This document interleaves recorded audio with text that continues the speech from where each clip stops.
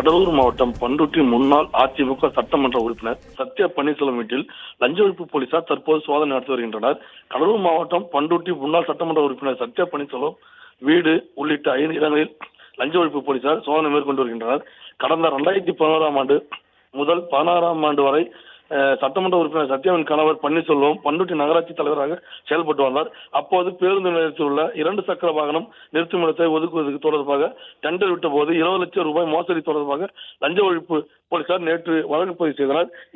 இதில் சத்யா பன்னீர்செல்வம் மற்றும் அப்போதைய பண்ருட்டி நகராட்சி கமிஷனர் பெருமாள் உள்ளிட்ட 6 பேர் மீது வழக்கு பதிவு செய்யப்பட்டது.